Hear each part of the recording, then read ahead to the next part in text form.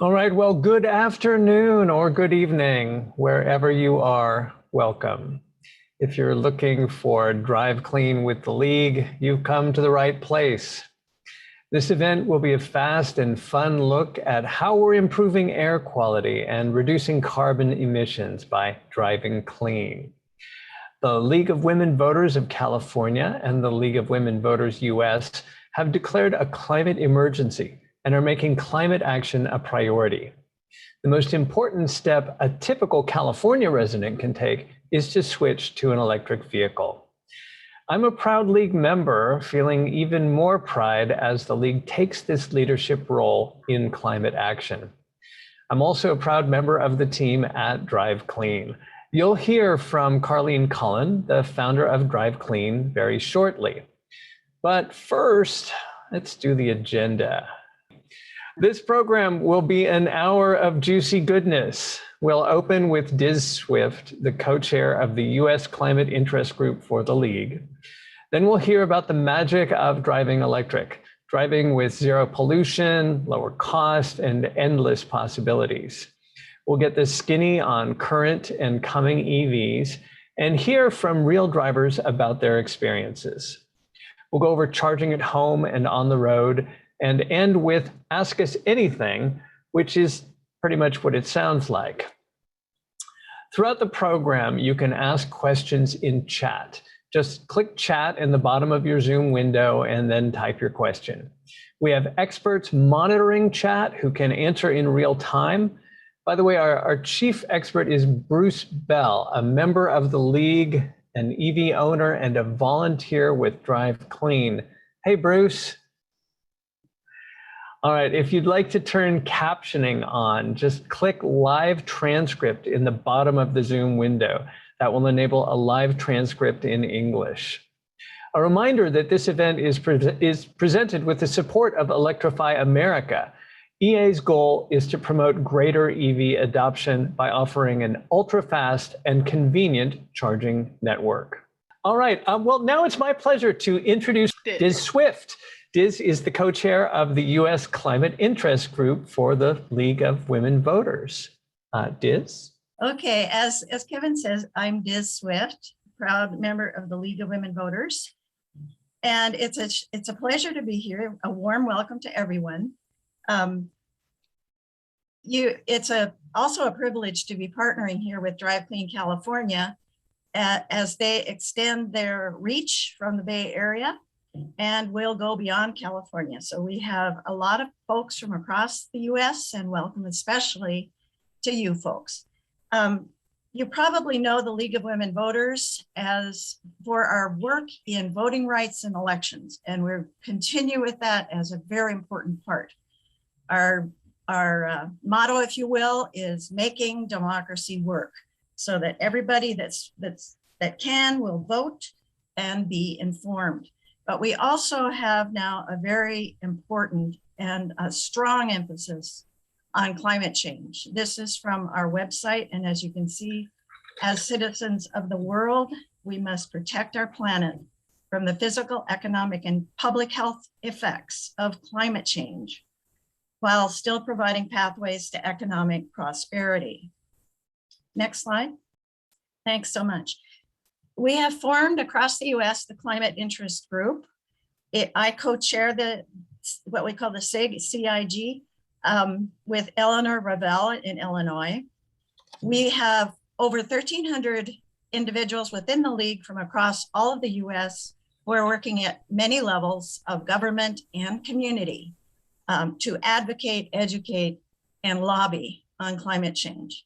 And all League members are welcome to join the Climate Interest Group, and you want to join the League to join the SIG, please do. We will send an invitation out to the registrants of this with permission from Drive Clean California to invite you to join the Climate Interest Group.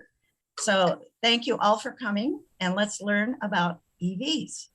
Thank you. Now it's my pleasure to introduce Carleen Cullen, the founder and executive director of Drive Clean Bay Area. Carleen served on Gavin Newsom's policy team as transportation advisor, where, among other things, she advised him to phase out the sales of new gas-powered cars in California. Carleen? All right, thanks. Hi, everyone. Thanks for joining us this afternoon or this evening. We're excited that we have folks from all over the US. We did a list and we have a lot of states represented: Florida, Massachusetts, Oklahoma, North Carolina, and many others. So we're happy to have you here. I'm the founder of a nonprofit called Cool the Earth, and I started this nonprofit 15 years ago with a mission to help all of us as individuals reduce our carbon footprint. So we have a schools program, and then about 2 years ago, we launched this Drive Clean program, and so we saw that electric vehicles were coming down in price. There were more models available. They had higher range. And anywhere in the US now, driving a gas car is the primary source, the single largest source of carbon emissions. So it's really important that we all make the choice, if we're going to buy another car, to make it electric. So Kevin, do you want to start the slides for me? So we talk here a lot about carbon emissions, but also in many parts of the country, tailpipe emissions from vehicles are also the #1 source of air pollution. And it's been studied in numerous journals that the air pollution from our vehicles from burning fossil fuels has a disproportionate impact on people of color. So there's very much an environmental justice issue here as well. And the fact that we know that with climate change, people lower income are getting hurt first and will get hurt the worst by the impacts of climate change. So there are many reasons to drive electric, and we're going to talk about those. Okay, next. So one of the questions we have a lot, and obviously is really important, is how much does it cost to buy and drive an EV? And I think Kevin mentioned we'll be sharing the slideshow with you all afterwards. So don't worry if we kind of go through this when you want to look at it in more detail. But this is a comparison of a similar class electric vehicle on top, and then the similar class of a gas vehicle on the bottom. The electric vehicles have a number of incentives, and I'll be talking about those, both federal incentives that apply for everybody, as well as many states and local governments and utilities also have their additional incentives. So I'll go into that as well. You can see the yellow bar is the electricity cost, and the black bar is gasoline cost. Depending on where you live, this will vary based on your electricity, whether you have rates or whether you have solar on your rooftop, et cetera. The fourth bar, the blue, is the maintenance. One of the great things about driving an electric vehicle is that there's really almost no scheduled maintenance. Yes, you have to rotate your tires or change your windshield wipers, but because it's a very simple technology, in an internal combustion engine vehicle, there's somewhere around 10,000 parts. And in electric vehicle, there's around 30, because it's just a motor with the drivetrain. So it's very simple technology, which makes it really beautiful. And a friend of mine just left my house today, and his truck broke down on the highway. And he said to me, you know, that's it. That's my last gas vehicle. I'm getting the Ford F-150. As soon as it's available, I put my deposit down. You know, too many breakdowns. And then the final bar is the insurance. So overall, it's about $4,000 less over about 5 years to own an electric vehicle. Okay, next. So incentives. As I mentioned, there are federal incentives. These are tax credits that, so you need to have an income tax in the year that you buy the car, that you have an additional $7,500 tax liability. And everybody can get that on any vehicle, any battery electric vehicle. And the only tricky part with this is that with Tesla and Chevy, the way the federal law is written right now, once a manufacturer surpasses 200,000 vehicle sales for electric vehicles in the US, then that tax credit has sunsetted and it's not available anymore. There are some bills going through Congress that would reinstate some of these federal tax credits for Tesla and Chevy, but currently those are not available. Home charging, you can also get about $1,000 or up to 30% of your charger and your installation costs if you'd like to put in a home charging station. So I'll review some of those details. Also, as I mentioned, there are state, county, and utility rebates. At the bottom of this screen, there's a really important URL, plugstar.com, and that you can put in your zip code and you can see all of the incentives that are available to you. Some jurisdictions also have income qualifying grants for low-income individuals. So that is also on that PlugStar incentives tool. Okay, next. So we talk about the environment and the benefits from a climate and air quality perspective, which is why we started this campaign. But certainly we know drivers, and I've been driving electric for about 8 or 9 years now. My family's been driving electric, and my kids only grew up driving electric, so they're in college now, and they've never driven gas cars. But some of the other nice benefits that you get is that they have excellent acceleration and handling. And I was not a car person before starting Drive Clean. I'm in it for the carbon emissions, but I have to tell you that, if I get into a gas car, I can't believe how long it takes for it to respond. And I feel much safer in the EV because when I need to accelerate to get onto the freeway, or, when I hit my accelerator and it's green light, I just go. So it feels much more safe as well. It's also very quiet, which is really nice when you're in your car and you just listen to your podcast or speak with your friend. And they have very high safety ratings. Okay, next. So I'm going to go through rather quickly the current and coming EVs. These are all on our website. So, and our website that you can go to is drivecleanbayarea.org. We are working on a new national website that will be out over the summer, but you can go here. We'll send you all the information to look in more detail at the vehicles. But there are a lot of vehicles. I think that's one of the main takeaways is there are a lot of vehicles on the market and a lot more coming. Next. Okay, before I talk about the vehicles, I want to cover what are the carbon emissions when I buy a new vehicle versus continuing to drive my gas vehicle. So one of the things you have to consider is how far you drive. So if you're driving, 10 miles a day and you just don't drive very much, it might actually be a negative carbon impact to switch to a brand new electric vehicle. You might want to buy a used electric vehicle. The air pollution will continue to have air pollution from that gas vehicle. But if you're a typical driver, 20 miles a day or so, it definitely makes sense to have a new EV. So the orange bars at the bottom, that's the carbon emissions from manufacturing a new vehicle. So you can see that a pure electric vehicle on your far right-hand side has a larger carbon footprint for the manufacturing of the vehicle. But then if you're using renewable energy, whether that's rooftop solar or anywhere in the US now, you can subscribe to a renewable energy plan. You can see that there are very few emissions. I mean, this takes into account the emissions to build the wind turbines or to build the solar panels. It's very comprehensive. This comes from the Union of Concerned Scientists. You can see if you're a Prius driver, which I was until I switched to an EV, you're doing a pretty good job compared to an SUV or a sedan. But certainly driving a pure battery electric vehicle has the best carbon footprint, even when you take into account manufacturing of a new vehicle. There's also a class of cars called PHEVs, which are plug-in hybrid electric vehicles.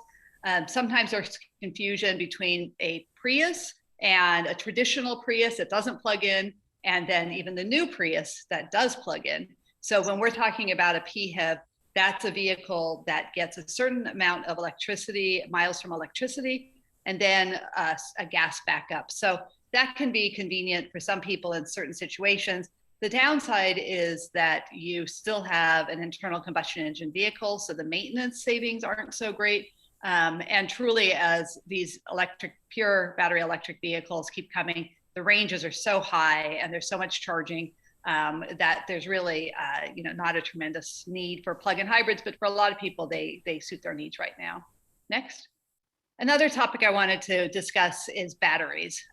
This is a big issue for everybody. And when we think about getting around, how we get around or things we buy, there's a carbon footprint and an environmental cost for everything. And this is the same for battery electric vehicles. So the minerals are mined and most of the minerals that are mined right now, actually, especially for the lithium, most of them are still for our laptops and our cell phones. And obviously, as more electric vehicles come on the road, that will overtake that consumption. But it's the same process that we've been using for a decade or more for any of our portable devices. The good news is that with the electric vehicles, the batteries are the most expensive component in the vehicle. And when the batteries, they don't catastrophically die on you. You just start to get less and less range. So let's say over 10 years, you have 10 or 15% less range. Then you could either continue to drive on that battery, or if you want to sell the car, the battery can actually be taken out of the car and used as a full second life, either on the grid. So we have so much renewable energy coming onto the grid that in some places we actually have to cast off the solar because we don't have enough usage for it or consumption for it at that point in the day. So we need more storage on the grid nationally, and electric vehicle batteries are being integrated onto the grid. In Europe, they're powering entire stadiums. So one of the largest stadiums in Amsterdam is being powered by second life batteries from Nissan Leafs. So and once we get through the second life, which will probably be about 15 or 20 years, then already they're recycling about 95% of the materials. So they're not the same life as the lead acid batteries that vehicles currently have, which they say they get recycled, but they kind of get shipped off to other countries, and they're not really very environmentally friendly. So these batteries are valuable and have a long life. Kevin? So we also, as part of our work, promote riding an electric bike. And if you haven't done that, I suggest you go out to your local bike store and give one a try. I talk a lot about EVs, but my favorite EV is actually an electric bike, and doing errands and getting around town, and they're fun for your health, et cetera. So, I urge you to take a look at that as well. Next. All right, so we're going to begin with an EV owner spotlight. Bennett Brummer, I'm not sure how you say your last name, but do you want to tell us about why you drove electric and what your experience is like? Sure, thank you very much. As you can see in the picture, I'm driving a Tesla Model X and a Tesla Model 3, which is not in the picture. Those cars are charged on my solar array at home. So my driving is virtually free, and it's also totally clean. I wanted to point out that although the chart said that the insurance can be higher on these cars, my insurance on all of the electric cars I've had has never been higher than the other cars that I drove. Let me see what I can tell you. First of all, it's great fun driving these cars. It's instant torque, so you have instant acceleration. You don't have to wait for the engine to rev up or the transmission to step down. It's instant torque, which is not only more fun, but it's safer. I've had occasion where I had to be out of a certain spot because some car in another lane was moving into my spot, and I was gone before he could hit me. And so that helped. My major other reasons are saving time and money, which you've covered very adequately. And the other aspects are the environmental benefits and the national security benefits, so that we don't have to rely on importing petroleum and defending sources of petroleum in foreign countries. I think that's something that we should be aware of besides the pollution aspects. I've driven every kind of electric car in terms of, I bought a hybrid Lexus in 2010. Then in 2013, I bought a plug-in hybrid Ford. Then I bought an all-electric, that's a BEV, a battery electric, Nissan Leaf, which is pictured in the slide. And now we're driving two Teslas, the Model X and the Model 3. Be glad to answer any kind of questions people might have. I'm very passionate about this, have been for a long time, as you can see. And I'm currently not only a member of the League of Women Voters in Alachua County, Florida, but I'm also the lead electric vehicle person for the League and for the Sierra Club there. Thank you very much. That's terrific. Thank you. And I'm glad you brought up the national security issue. That's a very significant issue. Bennett, if you wouldn't mind monitoring the chat, because people may have questions that they can put there as well. So thank you. I'd be happy to do it and respond to them individually or however is most effective. Thank you. Thank you. Okay, Kevin, next slide. All right, so now we're at the vehicles. We've classified these, grouped some of these together. You'll see in the upper right-hand corner, it says 100% electric. So these are all pure electric vehicles. A fun and what many people call a cute car is a Mini Cooper EV, 110 miles range. And these are all before incentives. So remember, most of these can get the federal tax credit of $7,500. And many states have additional rebates, $1,000 or $2,000. Some of them are even cash on the hood at the point of sale. So definitely check out that Plugstar app website and they'll give you more information. The Hyundai Ioniq, 170 miles electric. Okay, Kevin? Can we skip over the other ones? So let's see, under $40,000 once again before incentives. The Tesla Model 3, people are surprised that they're under $40,000. The Chevy Bolt has 258 miles range. We have a Bolt in our family. We're actually on our second one and we love it. And Nissan Leaf, which has 226 miles. When I started driving electric, it was 85. So it's come quite a long ways. Next. And it's time for another EV owner spotlight. Carol and Richard. Yeah, hi.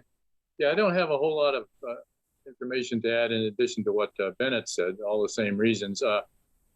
We started driving electric scooters about 12 years ago and used those to get around. But in the last few years, they've gotten a little frightening.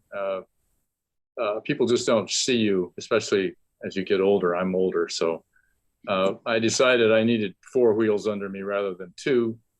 So about 3 years or so ago, we started researching electric cars and test drove quite a few models and settled on the Leaf.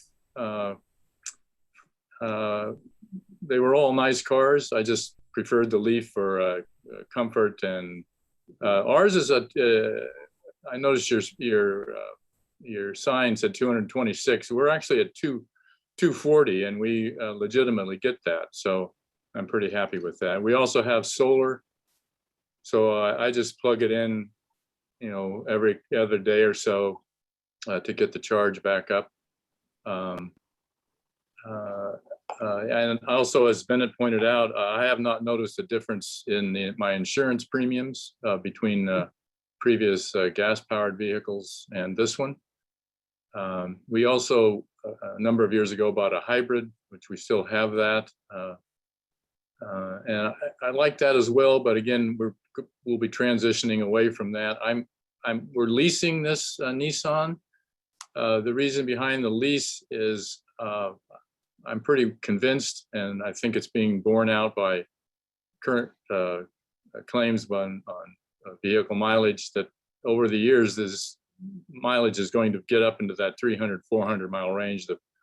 As someone mentioned, the Ford F-150 Lightning is claiming 300 to 400. We'll see how that pans out, but that's pretty darn good for a truck. So yeah, that's where we're at, and I love it. It's a very comfortable car. It's easy to drive. All the comments that have been made about acceleration and charging, they all borne out. We've not had any maintenance issues with it. The only thing that drove us nuts at first was that little iDrive shifter thing. We took a few weeks to get used to that thing, but that's fine now too. So. Yeah. All right, thank you. There's a little extra button you can switch to. For everything you do in the car, it recharges itself. It's a lot. It's neat. Yeah. So I'll answer any questions too. Happy to. All right. Thank you. Thank you. And I also am looking at the chat, and I know there's some questions about if I live in a multi-unit, an apartment, condo, and SUV. So I'll be addressing that as well. Okay, next slide. So here are some of the newer crossovers on the market. The Kia Niro, which is my personal car right now, and actually is, I hate to say it, but my personal favorite car of the 7 that we've had, the 7 EVs we've had. It's upright. It's like a small SUV. It's really true to its range. And my dog fits in there really comfortably. So it's been a great vehicle. The Hyundai Kona, one of my board members has this, loves it, 258 miles. And then the Model Y, 326 miles. So they're delivering that now. So and some of the vehicles are now over 300 miles, which is pretty amazing. Okay, next. And our final, I think, EV Spotlight owner, Elaine and Donna. Yeah, I'm from Lansing, and I bought my Tesla Y, which is named Luna, in December last year. I've already put 7,000 miles on it, and I bought it because I wanted to be part of the transition to an electric economy. And it's just a very fun, cool car to drive. It's an incredibly safe car. The stats are all cars across the US, considering all cars, there's one crash per every 436,000 miles. For a Tesla on autopilot, there's one crash for every 4.68 million miles. So I feel very safe in it. I won't have to get any work done on it for 2 years, other than windshield wiper fluid. It's the closest thing that I think I'll get to in terms of feeling like I'm flying a rocket ship. In order to, you put in a destination, and the car will tell you whether you have enough charge to get to your destination and or to make a round trip. If you don't have enough, the car will automatically tell you where you can stop and how long you have to stop to charge it up. One of the other things that is fun about this car, and it's more a male thing, is the number of horn sounds. Given Elon Musk, he had to put a fart in there, of course.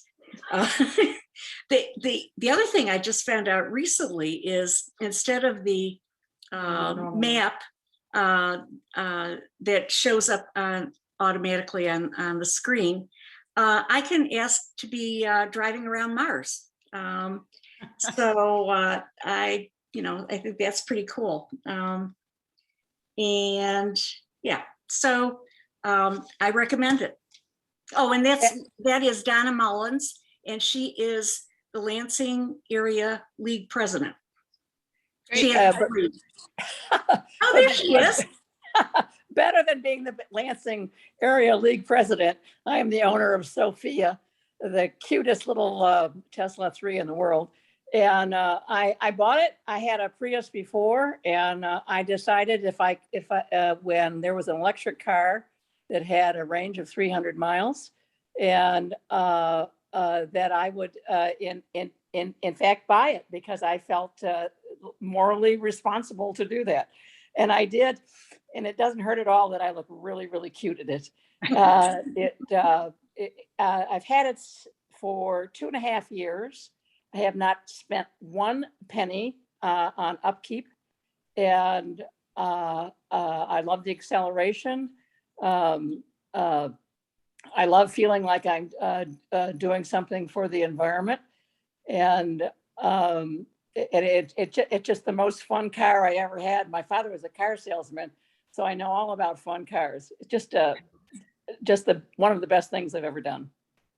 Thank you. Thanks so much. It's funny because I was thinking about, we talked about all the environmental benefits, and I think about, well, I'm in California and we're all, in a big drought and we're taking short showers. And I think, well, getting to drive my EV, that's no sacrifice at all. And I see a question in the chat about driving across country. So my husband and I, in July of 2020, we're going to see his elderly parents, who one of them was ill, and we didn't want to arrive, during COVID, having stopped in hotels or flying. So we took our Tesla Model 3, which we had at that time, across country. And people said, well, gosh, how did you do that?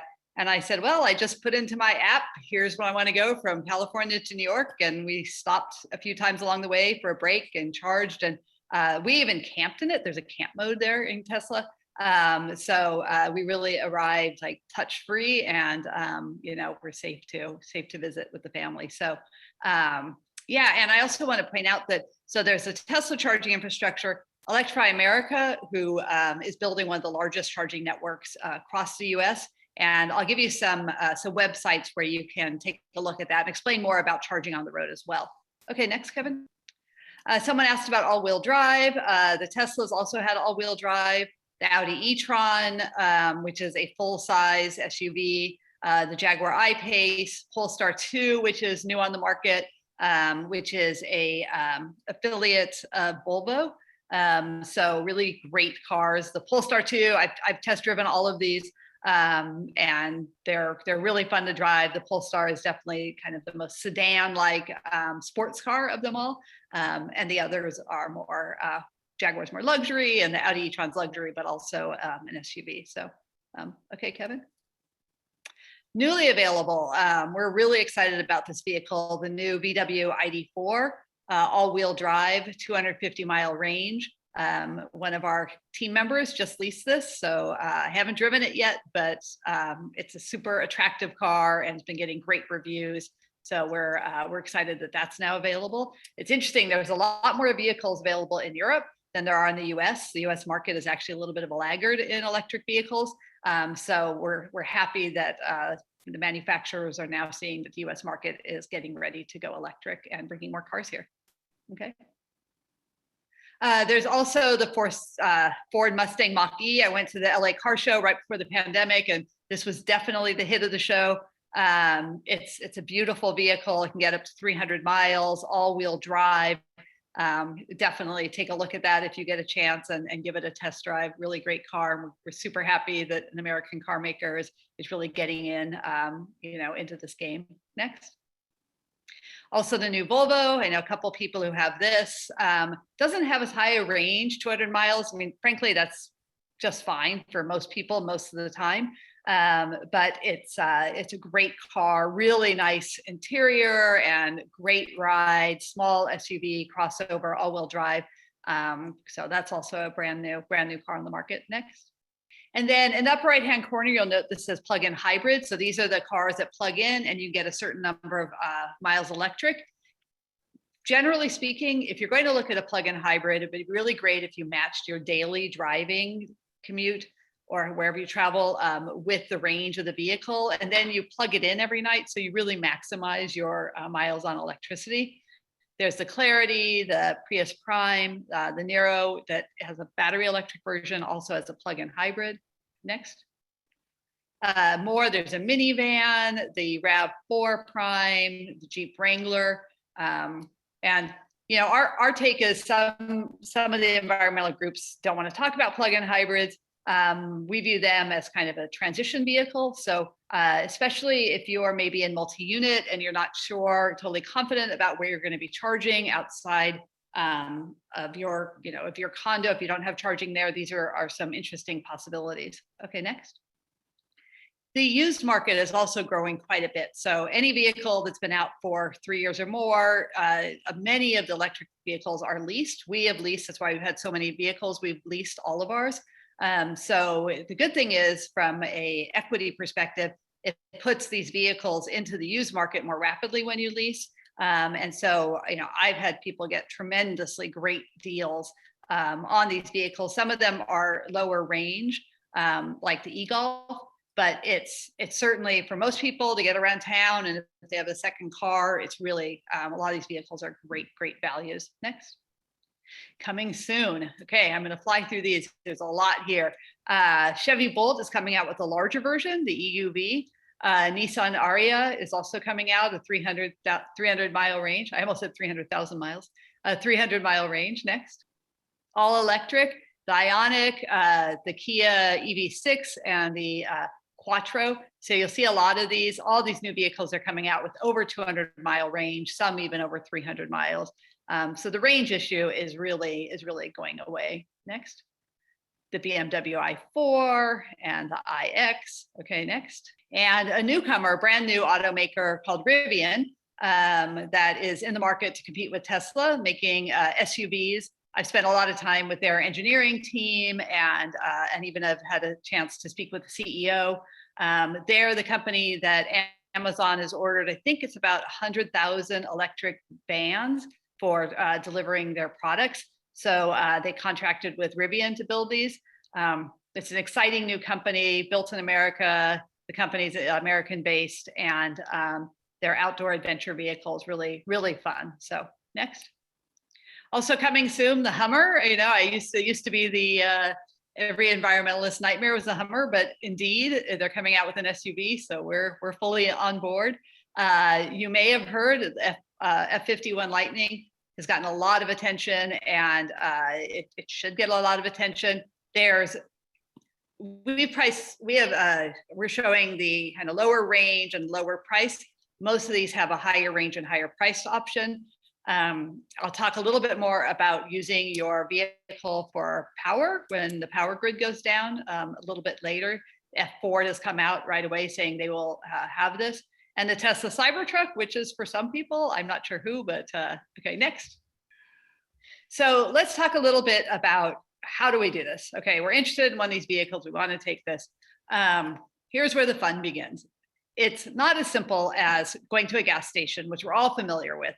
You need to basically educate yourself. It doesn't take a lot, but to understand how to charge your battery, where you can charge your battery. So there are 3 levels of charging. The first level is a 120 volt outlet that you have in your garage, outside of your house. You can just plug your car in. If you have a plug-in hybrid, I recommend you just do this, don't do anything else. If you travel, 20 miles a day or so, even if you have a high range vehicle, if you don't mind plugging in every night, you can just plug in the wall, and that's all you need to do. You get about 4 to 6 miles range recharge. I will say that from our family, when we had 2 EVs, we just used level 1. And when we got our 3rd EV, when our child started driving, then we got a level 2 charger at home. So I always encourage people, try it out. See if, you could always go to a level 2. It's more convenient to go to level 2, but from a cost perspective, level 1 really satisfies a lot of people's needs. Level 2, if you have a 240 volt outlet that's available, you can use that. There's a new tool on the market that can split your 240 volt outlet with your dryer and your vehicle so that you could charge one or the other. And so otherwise you need to get an electrician out to give you a quote. The costs really, I hesitated national to give an estimate for electrical costs. It ranges if your panel can handle, more, it has enough amperage, how far the charging station is going to be from the panel, et cetera. So first thing to do would be to contact an electrician. Any electrician can install this. It's a standard 240 volt outlet. You'll get about 25 miles charge per hour. So that's pretty fast. We charge our vehicles maybe once a week or so. And then the third option is an option that you can only get on the road. These are 40 volt outlets. Electrify America and other charging companies provide this. Tesla, they're super fast. You can get about 75 miles in 15 minutes. I did want to mention something right here now about charging your battery. When you're going on a road trip or even at home, in general, you should really only charge your battery to about 80%. You want to keep it in that Goldilocks space. You don't want it to get too low on the battery. You don't want it to get too high on the battery. You really want to keep it charged between around 20 to 80%. When we go on a road trip, we charge our car to 100% at home. So we're 100% ready. But then as we went across the states, we didn't try our car all the way up to 100% because the way the energy comes into the car, when your battery's low, the energy comes in much faster. When your battery starts to get full, to protect the battery, the charging starts to slow down. So as you get down towards 85, 90, 95%, the charging at this level 3 becomes very slow. So we always say it's much faster if you just charge up to say 75 or 80%, go to the next station, 3 hours later, charge again. So you'll actually save time and it's better for your battery. So there are, unfortunately, I will say, there are 3 different charging standards. Tesla has its own proprietary system. So only Teslas can use that system. We hope that will change. If there's a new infrastructure bill, we hope that this will become more universal. There's also Nissan Leaf uses their own level 3 fast charging system. The new Nissan doesn't use that system anymore. So Nissan themselves, the only outlier right now with this special charge plug for level 3, is changing to what is the most common ubiquitous, which is called CCS. And it's the middle one of those.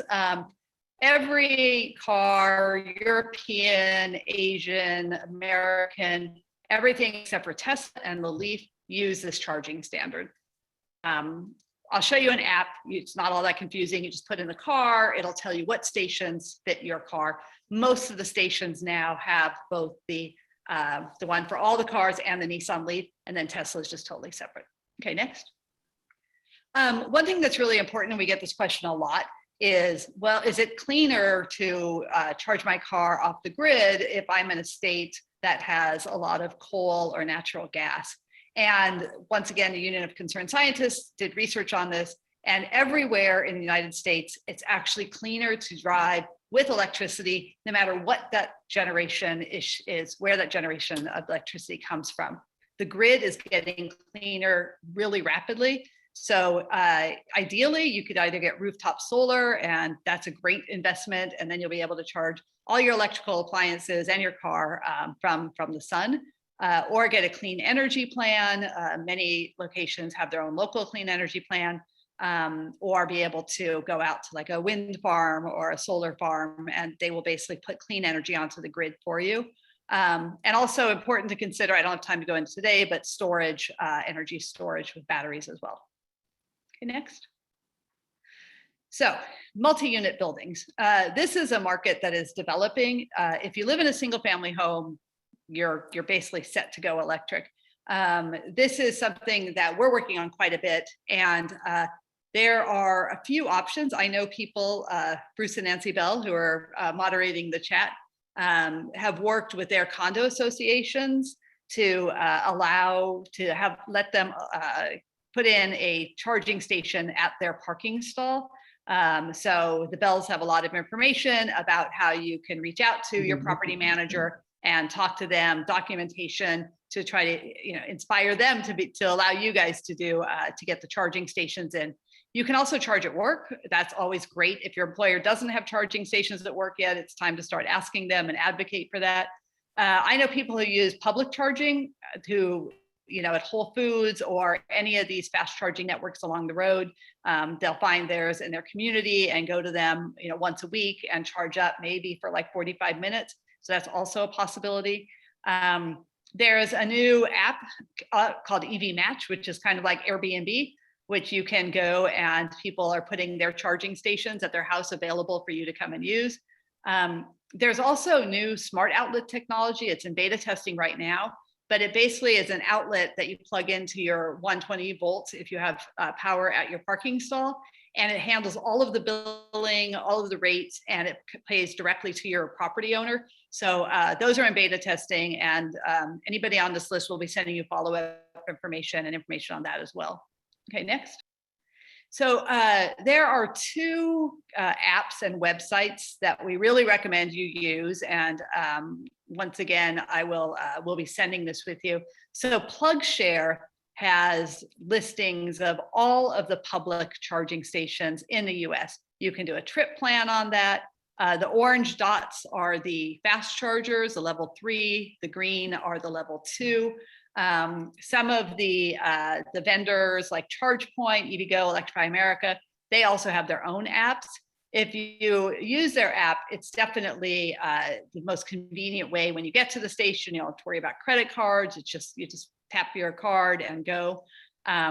There's also, if you're going to places that are, or if you live in places that are cold, have lots of mountains or extreme heat, or going on a road trip, I found it's a little more detailed than you would need unless you're going on one of these trips. A better route trip planner, which is, these are all free apps. You can put in specific information about what speed you plan to drive and what your air temperature in your car would be and how many people. And it really gives very accurate description of where you need to stop, how often you need to charge. So it's more complex than most people need most of the time, but when we go on longer trips, I definitely always use that. Okay, next. EV Spotlight, Nancy and Bruce Bell. I'm gonna start. Hi there, everybody. I just want to kind of fill in why we got an EV to begin with. Back in 2016, I'd been doing a lot of environmental stuff, so it was clear to me that our next car needed to be an electric vehicle, which is a great mantra. However, for us, it happened sooner than we expected. So this was 2016. We were driving a Lexus, what was it? A Lexus GS 400. GS 400 or something. And it started having all kinds of mechanical issues that were costing a lot of money. And finally, it got to the point where enough was enough. And so in late 2016, sooner than we expected, we were faced with the decision that, okay, we said our next car would be electric, so we're sticking to that. Fortunately, that was just the time when the new Chevy Bolt was being introduced. So we've got one in January of 2017.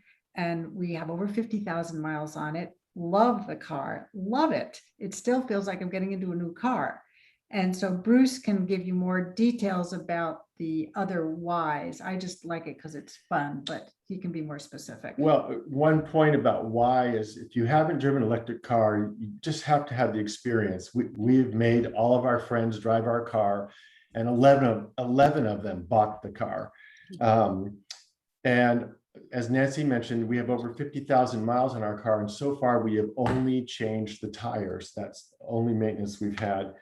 And then a lot of our stuff has been covered, but I would want to mention that the safety issue is very real, and also that the Insurance Institute for Highway Safety did a comparison of comparable EVs to regular cars.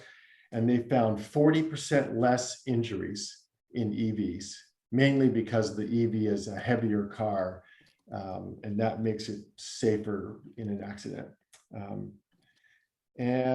We also one time drove our car up to Washington and back in the winter, and that was a lot of fun. So anyway, I'll wrap it up there.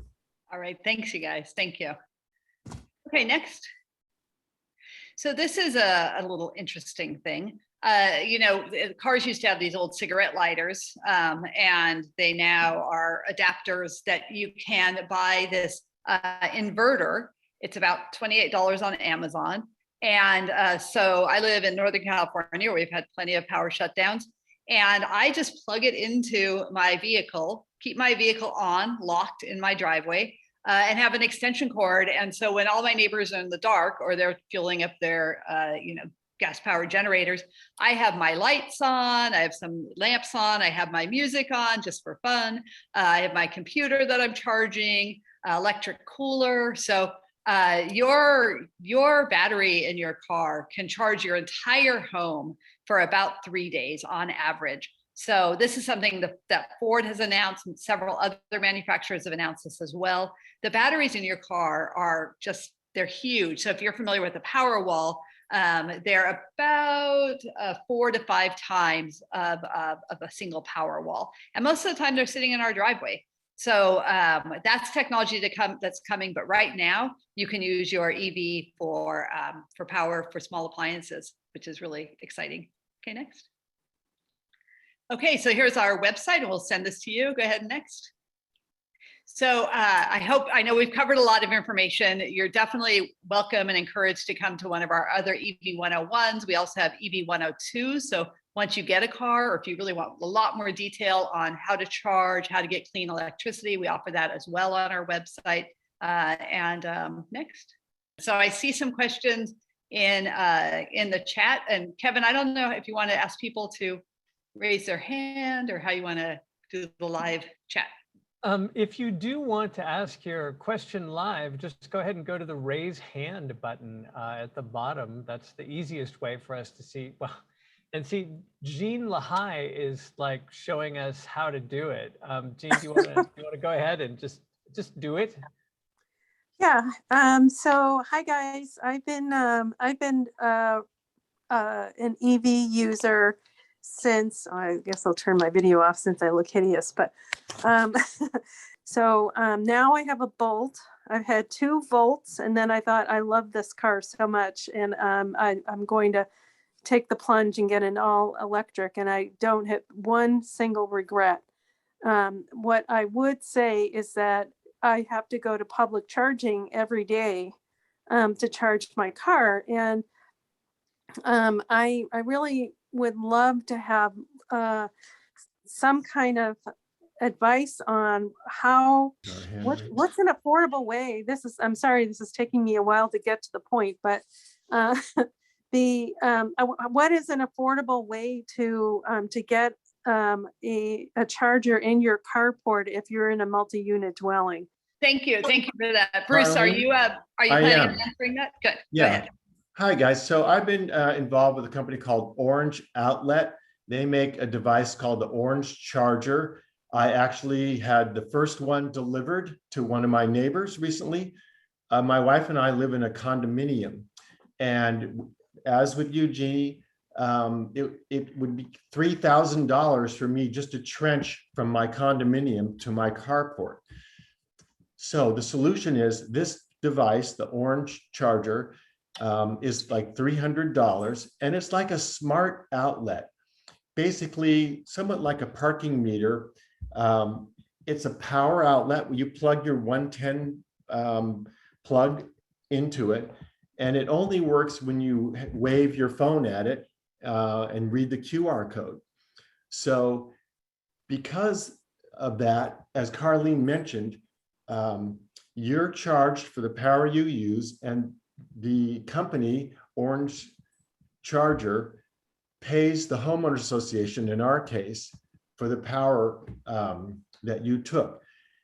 Now, the beauty of this is that anyone could use that Orange outlet, and they're very inexpensive to install, and you can use the power that's already in your carport, that's right there for your lighting or for whatever your purposes are. You don't have to connect to your own meter. So this is the way to go. I put in the chat the link to 2 companies that are in beta testing right now, Orange Charger and PlugZeo. We're totally agnostic. We're not invested in these companies, but they're new companies that are coming out with these solutions. So Bruce has been leading this charge for us as a key volunteer. So these are exciting new options. Yeah. And by the way, Carleen, I haven't gotten to you yet, but we have our first Orange outlet. I've got my hands on it, and we are just waiting for approval from our homeowners association, and they have approved it completely, and they just want one more small thing from the company, and we're going to plug it in and have it as a demo site for anybody that wants to see it. That's fantastic. So exciting. Thank you. Yeah. So we've been waiting, and we're advocating in the California state level that some of the cap and trade money from carbon emissions goes for property owners to bring 120 volt power to parking stalls as a rebate incentive for property owners. We're also hoping to see that in a federal infrastructure bill as well. So there's a lot happening on this front. One of the questions also that is in the chat is about leasing versus owning. And so if you find a vehicle that has the range you want, that has, if it's an all-wheel drive or has the seating you want or the hatchback for your dog, et cetera, buying it could be a great option.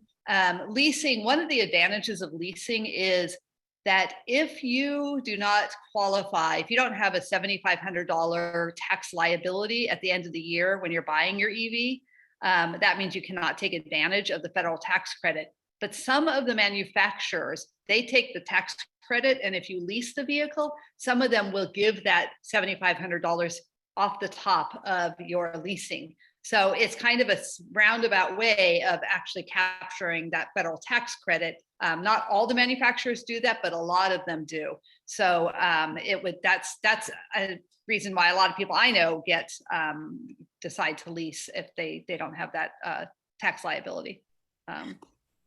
Hey, Carleen, I'm noticing that we're a few minutes past the hour, and the main event, as it were, continues. But I just want to acknowledge that we've had some great participation from owners, from people who have dialed in all around the country. I think we had like, what, 9 or 10 states dialing in today. Do you want to take a few more questions and just let people know that if there are questions still remaining, we'll be here for a while? Yeah, sure. I'm happy to stick around for a little bit and answer questions. And if you're going to jump off, thank you very much for attending. We're really excited to be working with the league, the prestige and the engagement you all have. I mean, I'm a league member as well. You know, is really fantastic. So we're very excited to be launching this. So we have another event with the league on July 14th. So please come and invite friends and family. It's free and open to everybody. So yeah, so thanks. And you know, you can continue to either raise your hand or put questions in chat. I'll try to answer a couple of questions. The orange charger, I think, is available on level 2 also. But then you do need to have a 240 volt outlet there. So that's a higher cost. The chat. Yeah, Kevin, could we save a copy of the chat? Yes, we can. We will have a copy of the chat available. You can also save a copy of the chat locally just by, you know, clicking on the chat button, and you see the little 3 dots in the bottom right. When you click on the little 3 dots, it opens up an option to save chat locally. Yes. So one of the questions is that our state is thinking about charging EV owners extra fees because they're not buying a gas car, and gas taxes go towards road maintenance, et cetera. So this is a really interesting question. You know, the market, while there's so much momentum behind the EV market, the reality is that it's only less than 2% of the vehicles on the road in the United States. So we really need a lot more momentum behind this to continue. And we advocate strongly that there should not be any additional fees. The benefits that driving electric bring to society at large, you know, are tremendous. Eventually, as there are so many EVs on the road, there are going to have to be taxes to maintain the roads. We just feel like it's too early to implement such taxes on EVs. There's a question about the inverter for your vehicle that you can use for small appliances when there's power out. That's the one I've been using, and I don't have any particular recommendation for this one, but it's worked fine for me and a lot of people, is Bestek, B-E-S-T-E-K. I got it on Amazon. It's a 300 watt inverter, and it's about $28. So let's see what other questions, or Kevin or Bruce, if you see other questions. You know, I love this question. Does Drive Clean arrange any group discounts for EV buyers? Oh, it's funny. We didn't include that question because this is a national call, but if you're in California, twice a year, we partner with a car broker who negotiates special deals for our program. And we've been able to save people in California about another $2,000 on their EV purchase or lease. So as part of this call, if you're in California, you'll receive a follow-up email that will detail that. We are planning to have our next EV discount program called Preferred Pricing in November. We were going to have one this past June, but as you probably are aware, there's a microchip shortage globally. And so there's a pretty big backlog on vehicles because of the microchip shortage. So we are hoping and feeling confident that in November we'll be able to do this, but we've had the Chevy Bolt, the Kia Niro, the BMW i3. We've had a lot of vehicles through this program, and we've helped hundreds of people save money. So it's a great thing if you live in California. Hopefully we'll be able to do that nationally at some point. Carleen, it's Jane. Can you hear me? Yes. Sorry. I just love your presentation. It's just wonderful. And, you know, I asked a question earlier in the chat because we also do the EV presentations like you do. And we keep getting that question about what is it that does create the carbon footprint for the battery? I mean, not the battery, the manufacturing. Do you know, even though it's so much lower than, you know, than the ICE cars, just do you know what that is that's causing that? Yeah, so that's the metal, that's the rubber, that's all the components of the vehicles, the windows, you know, everything that goes into manufacturing. It's actually we can send along a link. It's to Union of Concerned Scientists. They've done this research, cradle to grave research, including recycling of the components. So it's really a very, very deep dive into all of the carbon costs. And, you know, that's a generalization, of course, the graph we're providing. Some of the manufacturers like BMW has been running their manufacturing plants all on renewable energy. They have all of their plants have rooftop solar. So, and some of the car manufacturers also, some of them use more recycled and reclaimed materials than others. So that's, you know, a kind of a overview average, but yeah, so that's what that number is. And that cradle to grave, is it similar to their wells to wheels analysis? Yes, yes. Okay. Thank you, dear. Thank you. Are the European cars legal to drive in the United States?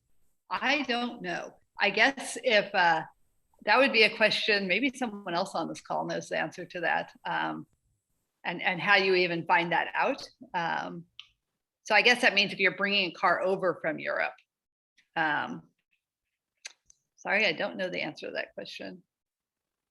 They have to meet emission standards for sure. And if it's an EV, we hope they sure as heck do. Yeah.